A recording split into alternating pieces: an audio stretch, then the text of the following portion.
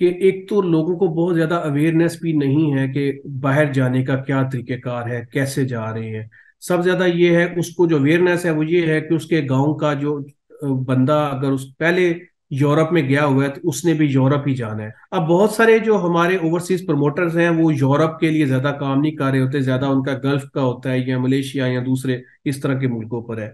तो ज्यादा फोकस जो हमारा इलीगल रूट्स हैं वे यूरोप के लिए इस्तेमाल होते हैं।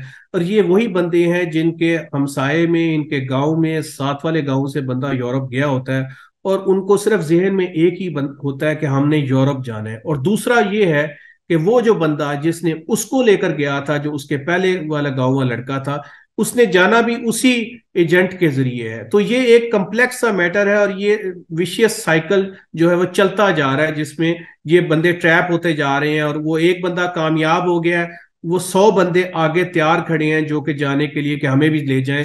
और इस तरह तक भी तैयार है कि हमें कुछ हो गया तो हम जिम्मेदार हैं। वो आपने वीडियो भी देखी होगी जिसमें जाने से पहले वो कश्ती में सवार होने से पहले वो लोग पूछ रहे हैं कि जी आप बताएं, आपको आप जाने के लिए तैयार हैं कश्ती में, तो आपको कोई इशू तो नहीं, वो कह रहे हैं। तो ये एक प्रोसेस जो है ना बड़ा अफसोसनाक चल रहा है। इसमें सबसे ज्यादा जो हमारा अफेक्टेड एरियाज कह लें या जहाँ से हमारे ज्यादा लोग हैं वो हैं गुजरात, मंडी बहाउद्दीन, सियालकोट, गुजरावाला, नारोवाल।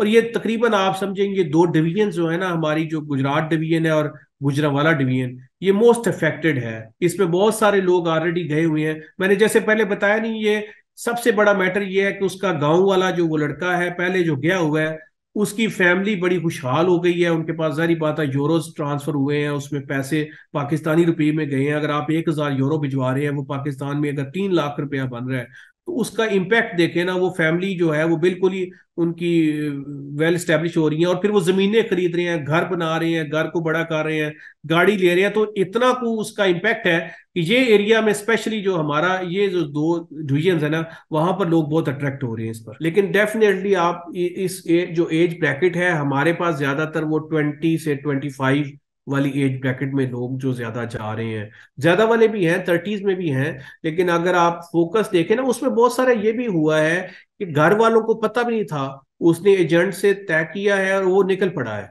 घर वालों को शायद कुछ दिनों बाद पता चलता है कि बच्चा, वो समझे किसी दोस्त के तरफ गया हुआ है या को आगे पीछे, और कुछ दिनों बाद जाकर पता चलता है कि वो गया। तो इसमें भी ये एक ट्रेंड ये भी है कि लोग बताते ही नहीं घर वालों को और बगैर बताए चले जाते हैं।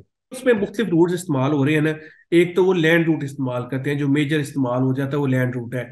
लैंड रूट ये है कि पाकिस्तान से आप ईरान जा रहे हैं, ईरान से आप टर्की, और टर्की से आप ग्रीस, और ग्रीस के जरिए या ग्रीस में आप रुक रहे हैं या फिर आप ग्रीस से आगे फर्दर निकल रहे हैं। तो एक लैंड रूट जो सस्ता भी पड़ता है, चूंकि इसमें कोई as such air ticket involve नहीं है, और ये सबसे ज्यादा इस्तेमाल होता है।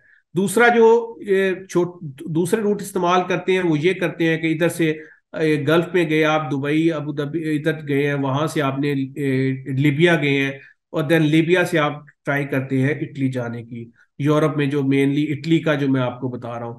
तीसरा ये है कि अगर आप इधर सेंट्रल एशिया में अजरबैजान से या बाकू से आप फिर लेते हैं, ट्राई करते हैं हंगरी और रोमानिया उस तरफ जाने की। तो ये मेजर है। इसमें जो ज्यादा इस्तेमाल होता है वो लैंड रूट इस्तेमाल होता है, चूंकि एजेंट्स मोस्टली उनके पैसे भी कम लगते हैं और वो इसको ज्यादा इस्तेमाल करते हैं। रोकने का जो प्रोसेस है, अगर आप ये देखें कि हमारा एयरपोर्ट्स पर जारी बात है, अगर बंदे ने अबू दुबई पहले जा रहा है या अबू धाबी जा रहा है या अजरबैजान जा रहा है, तो उसका तो वीजा, वैलिड वीजा लगा हुआ है। उसको रोकना उस स्टेज पर वहां मुश्किल होगा। लेकिन जो रिलैंड रूट्स पर लोग जो जा रहे हैं उस पर हम एक तो फोकस हो सकता है कि जो बॉर्डर एरिया हमारा चमन बॉर्डर है या उस तरफ जो ईरान के साथ बॉर्डर्स लगते हैं जहां से पिलफरेज होती है, वहां पर हो सकता है। जो एफआईए के हवाले से हमारा सबसे बड़ा टारगेट यही रहा है, एफआईए का प्रोसिक्यूशन की जाए अच्छे तरीके से। हम जो केसेस हुए हैं उनको उनको प्रोसिक्यूट किया जाए, उनको प्रोसिक्यूट करके उनकी कन्विक्शन कराई जाए। तो ये डिटरेंस है उन लोगों के लिए, और लोगों को अवेयरनेस दी जाए कि आप अगर ऐसे इलीगल रूट से या इलीगल तरीके से जा रही हैं तो उससे आपकी जान जा सकती है। अब यहाँ पर मैं जरूर ये मेंशन करना चाहूंगा कि हमारा एक बहुत बड़ा मसला ये भी है कि जब हम, आपने ये जो आप अभी ये बात कर रहे थे जो कश्ती डूबने वाली, तो बहुत सारे लोग इवन मुद्दई बनने के लिए तैयार नहीं है। उनके बच्चे की जान भी चली गई है तो वो फिर भी आगे आने को तैयार नहीं है। वो फिर भी कहीं ना कहीं वो उस एजेंट से, उनसे फिर भी राब्ते में रहेंगे, कहीं ना कहीं वो उनसे ये वादे भी ले रहे हो सकते हैं कि जी हमें हमारा दूसरे बच्चे को भिजवा दें। तो ये बड़ा तकलीफ दे। हम यहाँ पर मेरी उन लोगों से, एक तो हम जनरल अवेयरनेस करेंगे, लेकिन आपके तवज्जुह से मैं उन लोगों से ये रिक्वेस्ट करूंगा आगे आए। हम जब तक हमारे पास कंप्लेनेंट होंगे हम कन्विक्शन नहीं करा सकेंगे। हमें उसको जब सजा दिलवाएंगे तो तभी फायदा मिलेगा, और तभी लोगों को इसको हम उनकी रिलक्टेंस आएगी कि एजेंट्स को पता होगा कि हमने ये काम गलत किया तो हमें सजा मिलेगी और हम इसको आइंदा पाया तकमील तक नहीं पहुंचा सकेंगे। तो आपके जरिए से मैं खास तौर पर लोगों से रिक्वेस्ट करूंगा कि वो हमारे पास, जिनके साथ भी ऐसा कोई मसला हुआ है, वो हमारे पास जरूर तशरीफ लाएं। हम उनका केस भी रजिस्टर करेंगे और इंशाल्लाह उनके साथ भरपूर तावन करेंगे। हमारे पास डाटा है और हम इस पर काम करते रहते हैं। जारी बात है, मैंने जैसे पहले कहा कि जाने वाला डाटा तो इस तरह नहीं ना होता। ये तो उस सूरत में होता है कि अगर कोई कंप्लेंट हमारे पास आएगी तो हम उसको देख सकते हैं। तो अब जैसे मैं आपको जरूर बताना चाहूंगा कि हमने जो लाहौर रीजन है हमारा, जो हम इसको जोन कहते हैं, तो हमने इस पूरे तकरीबन हम 1100 के करीब पिछले 3 सालों में हमने 1100 एजेंट्स को गिरफ्तार किया है, उनके खिलाफ कार्रवाई की है और इनको जो है ना अदालतों में लेकर गए हैं इस हवाले से। और बहुत सारी हमें कामयाबी भी हुई है। तकरीबन इसमें से 700-800 में कन्विक्शंस भी हुई हैं। इवन इस सूरत में भी हुई है कि हमने फिर पूरी ट्राई की, जब मुद्दई भी कई दफा कंप्लेनेंट जो है वो भी कह देते हैं कि हमें वो मतलब उसके हक में बयान दे देते हैं, फिर भी हमारी कोशिशों से 700-800 केसेस में कन्विक्शंस भी हो चुकी हैं। देखिए इसमें बहुत सारी मास्किंग भी हुई है। मेन एजेंट जो है वो कहीं यूरोप में बैठा हुआ है, उसका सब एजेंट एक लीबिया में है, वहां से सब एजेंट्स, ये सब एजेंट्स पर सब एजेंट्स हैं।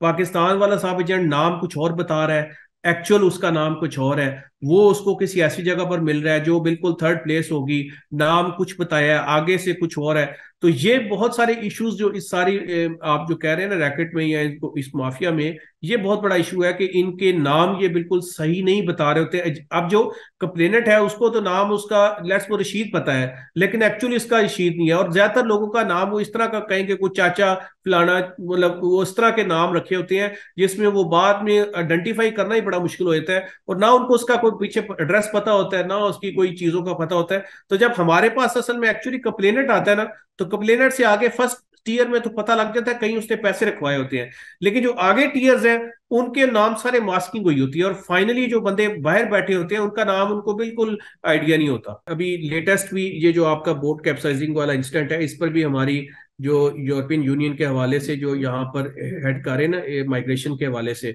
उनसे हमारी चल रही है। और हम इसको इस लेवल पर लेकर जा रहे हैं कि बाकी जितने भी है ना इसमें जो मुल्क इन्वॉल्व है, खासतौर पर इटली के साथ हमारा चल रहा है कि वो हम एक ऐसी टीम उनके साथ मिलकर कोलैबोरेट करें और हम उनको आइडेंटिफाई कर सकें और इसको इस लेवल पर लेकर जाएं कि वहां से हमें आइडेंटिफिकेशन, हम चीजें उनको वहां शेयर कर सकें और वो हमें बताएं और इस पर हाईएस्ट लेवल पर एक्शन लिया जा सके। देखिए यूरोपियन यूनियन के अपने उसमें ह्यूमन राइट्स के हवाले से उनके अपनी रेगुलेशंस है। बहुत सारे लोग असाइलम क्लेम करते हैं, उनकी बहुत सारी कंडीशंस वो पेश करते हैं।